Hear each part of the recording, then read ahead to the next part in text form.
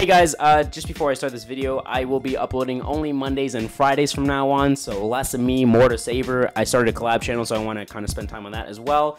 So, link in the description to the collab channel. Let's get started with the video, shall we, guys? I think we shall. When I was 11, I was about in 5th grade. Around that time is when I created my first MySpace page. And about a couple days in, I get a message from a stranger. And in my head, I can hear my mom saying, Elijah, don't accept people you don't know on the internet. They could find you, and then they can murder you. So of course, I ignored that voice in my head, and I open it, like you do with messages. And it says, hello Elijah, you must forward this to 5 friends in a minute after opening this message, or I'll kill your mother at 12 o'clock in the morning. And that's when I started to freak out, because, you know, before I opened it, I heard my mom's voice in my head saying, hey, don't accept things from strangers. You could get murdered, but instead of me getting murdered, it was my mom that was about to die. I look at the time, frozen in fear, and it's 8:30. As I'm looking at the time, my conscience pops in like, hey dude, it's probably a fake thing.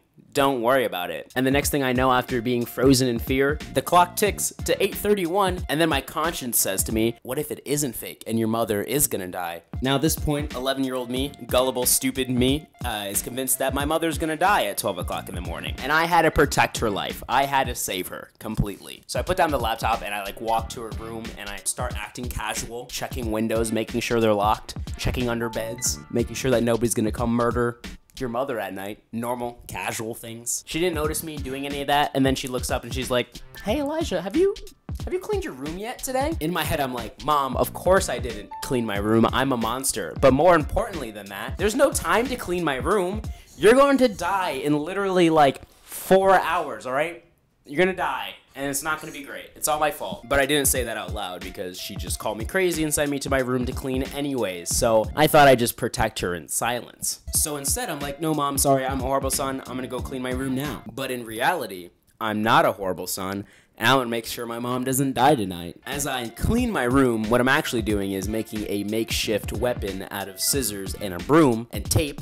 I was an inventor at the time. I was great at constructing things. Around 9:30, she finally put me to bed. She tucked me in, kissed me goodnight. It was a very stressful waiting game because I laid in bed panicking, scared out of my mind that my mom is probably gonna die tonight, and it was all my fault. I was gonna be a murderer at such a young age, such a precious tight age. I waited a few minutes to make sure that she was indeed knocked out, and that's when I slipped out of my room and I stood guard outside of her bedroom to make sure nobody would enter. The time slowly ticked by as I protected the door with all of my might. 11:58 is when I opened my mom's door slowly.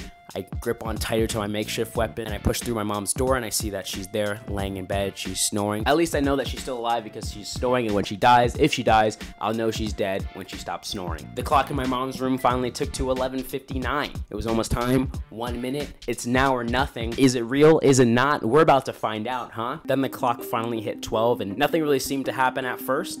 No one crashed through the window. The doors were still locked. Nobody came in behind me. And then my mom stopped snoring. And frickin' boom, panic attack kicked into high gear, and my heart's racing. Like, I'm like, oh, how did he do this? How did he get in the room? She's dead. She's not snoring anymore. Holy crap. So I run and I jump into her bed and I shake her up, and of course she wakes up because I'm an idiot. And that was the first time I received a chain message, and I had a panic attack, and it was a bad time. So I guess the moral of the story is chain messages are fake, and you should never do what they say or tweet them. You probably won't get luck for retweeting that tweet either, guys. Jesus doesn't care if you like the post or not. All right, well, thanks for watching this video. Don't forget to give it a thumbs up, all that good stuff. The circle on the screen, if you see that, that is a subscribe button. You can click that, subscribe to my channel. And the square on the screen, that was a video that was magically selected for you through YouTube algorithm stuff. So click on it, you'll probably maybe enjoy the video. All right, I'm out.